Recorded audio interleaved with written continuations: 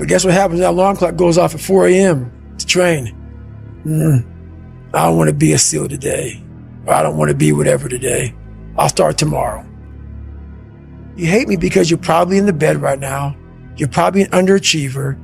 You're probably somebody who doesn't want to do anything with your life. So I make you question everything about yourself. One thing I did wrong in my life was I tried for so many years to please people. And I did it at the expense of myself. I was leaving a lot in the tank. And when you do that, you stop living. And you will live exactly the way you live now, questioning who you are, wondering what is possible, wondering what you are capable of doing. That's how that looks. Or you can be me, which, am I happy? I don't know. Never really thought about it. Don't really care about it. Because all I really cared about was when I looked in that fucking mirror, I saw a piece of shit. Happiness wasn't on the mirror at 16. Or when I was 300 pounds. It wasn't like, oh my, I'm looking for happiness. No, I'm looking at myself in the mirror and say, all right, motherfucker, you did it again today. I had to stop thinking normal. I had to stop thinking normal. I can no longer be a common man walking around doing common things. But no one taught me this stuff. It wasn't like I had, I paid a trainer to come train me. Jenny Craig didn't come down and miracle my ass. None of this happened. It was on me. I became obsessed. I became obsessed with being the baddest motherfucker that God ever created. Am I that? I don't care. I believe it. And I was trying to tell him, once you become obsessed with something, obsessed, it's okay to be unbalanced for a while. It's okay. Don't be all this stuff people say, you got to be balanced. To be the best in the world at what you do. It's not about being a Navy SEAL, people.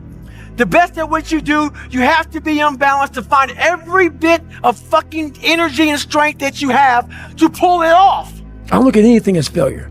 Because when you're going to try to do something, not trying is failure. That's not some after school special shit. But when you're able to go out there, there is no failure. It's attempts.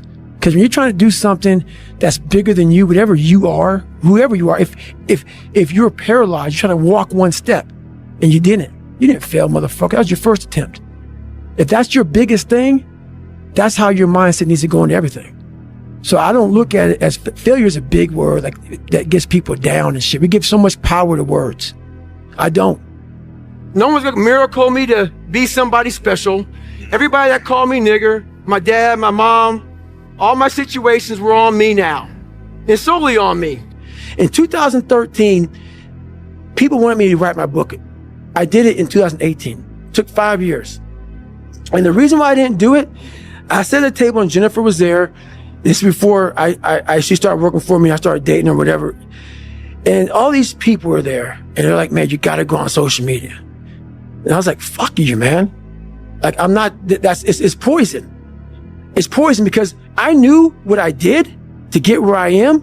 And I'm going to have these people, these normal, everyday people, fat, lazy, is exactly who I was, judging me. Because I know it, because I was once them. Failure is the ultimate thing, man. I failed. You have to make the decision whether you want to be a badass or whether you just want to be mediocre and everything's okay. A good painter will not just paint. He needs to create. And you can't create with phones and everything going around you. So you got to block yourself off. You only do 2 podcasts in a year. You block yourself off and you're painting this thing inside and you're going through all these different colors of paint and everything else. And you can only figure out the right painting if you spend the correct amount of time in your brain. You have to face that in that dark room. In that dark room is who you are. But in that dark room is where you have to create another human being that walks out of that dark room to face who you are. That's the only way you're going to get over all those things. So basically, a lot of us aren't prepared for life. We get up willy-nilly and just hope life is going to happen. It is going to happen, but it's going to happen with a prepared mind or an unprepared mind. Most people attack life with an unprepared mind. what I do is I try to account for all things that could happen, might happen, probably will happen, and then the unknowns. Whenever you think you can't, confidence comes from the thing that you built. You must build belief. You must build confidence. It can't be like, hey, I'm gonna go knock that shit out. You gotta look over here and say, I can knock that shit out. It's belief, and it's built on what you put in to yourself. I had to miserably wake up every morning in the cold, because it was Indiana, November when it started. I was miserable. This is your new life. Take it or leave it. There's no happiness about it. There's no peace behind it. It sucks. You got to live with that. Now, I lived with it for a lot of years. And so I sat back and said, okay, all right, I know what this takes. And when you sit back, as fucked up as I was, and I had a laundry list, a table like this of what I have to do to become just a human being, I understand that guy. I understand exactly where you're coming from. That is your personal opinion, and I totally get that. But there's very few people in this world who want to do a job like that. And it takes a different kind of mindset. Is it tear grass appropriate? I don't know. How hard that training is, I don't expect anybody to understand it, but 1%. But the loud voices of this world are the 99% who don't understand exactly what you have to do. I became the most obsessed person on the planet Earth. And I was basically, I had to invent a guy that didn't exist. I lived a life so disciplined that everybody that I once looked to, these fake characters, I built that as a man. And when I was younger, I had this image in my mind of what does a man look like to me? And I got all these people who were badasses, characters. And in my mind, I became that. I don't quit. You know, I may not make it the first time, but I'll come back. I got caught on Audible. I gotta fucking get my head back in the game. I gotta figure this shit out. It doesn't mean you leave. It means you study it more. When do you rest?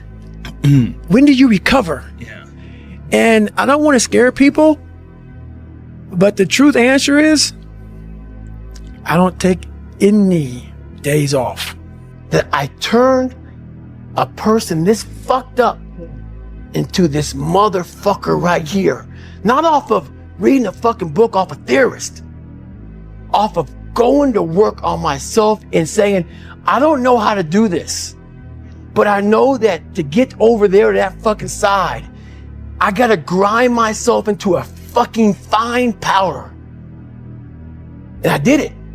If you want to be great, you want to be the baddest motherfucker ever at what you do, you're gonna be misunderstood by everybody because you're gonna be so fucking obsessed and so driven to get there. That's what it takes. That's the truth. It takes every second of your fucking life. Anybody says balance? Yeah, balance is important for a lot of fucking people. It is. But if you want to fucking go to that edge where people do not like you, don't understand you, question everything you fucking do, you've arrived. You just can't read about it. You can't sit back and be a theorist.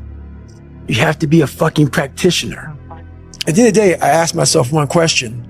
Can I take one more step? And usually the answer is yes. So if you can answer that question and not take another step, that is real failure. That is real quitting. So a lot of people can take one more step, but they choose not to. I don't know if you can take 2 steps. You got to answer that question after you take the first step. But I can always take one more step. So if I choose not to, that's on me. And I got to live with that. Are you happy? What's wrong with you? I'm driven. I'm obsessed. And that's what you see. Failure is the ultimate thing, man. I failed so many times before. That's why I don't look at failure anymore as failure. I look at it as my first, second, and third attempt. How are you going to feel, man, when you accomplish this goal coming from that shit? Coming from the fucking hell you came from. A lot of people start from a good starting point. They have a good foundation. What if you can surpass all of these motherfuckers? What if everybody who was fucking way up here started up here. And you started with no legs. You had to grow fucking legs to even start walking, and then crawling, and then running. And then you start passing people with all this given to them. I had to use all this negative shit that was making me weak and horrible as a person. I had to use this as the power that now fueled me. I had to flip it on its head and say, hold up. This might be exactly what I need. For me, I made a decision. And my decision was to be the best person I could. And I basically, a lot of mornings I wake up and say, fuck your feelings. And that doesn't mean like, don't take it literally, fuck your feelings. But sometimes you have to go beyond what you're feeling. And my knees were fucked, but guess what? I wanted to run. I have to change because I can't stay here. I can't, I looked at myself in the mirror and I was defeated. I go, look at myself. I'm like, who am I? So I know why you go on Instagram. I know why because you just have the time. You have the time because you don't want to put that time into bettering oneself. I had two options: to either be that 300-pound guy who sprayed for cockroaches and made $1,000 a month, and at 24 years old, knowing when I'm 50 fucking years old, I can reflect on this and think about what guy I never became, or I can totally just sack it up and fail and fail and fail until I succeed. Let me teach you the real life, how it really is. The reason why you're a loser, and the reason why you're not fucking making it, and the reason why you're trying to go through I go to all these fucking conventions, speak all the fucking time. I look in the fucking audience and these people sign up fucking every year to go to a convention, thinking they're gonna learn something fucking different. No, you're lazy. You know exactly what to do. Because even me, in my state of, I can't read and write, I knew exactly what to do. It just sucks doing it. It sucks to do it. It sucks to wake up every morning of your life and say, God, man, I'm not smart. So guess what I gotta do? I gotta study the same shit that I got one of the highest scores in the nation on, and do it again. It's not just there. It's not just there permanently for me. You're alone.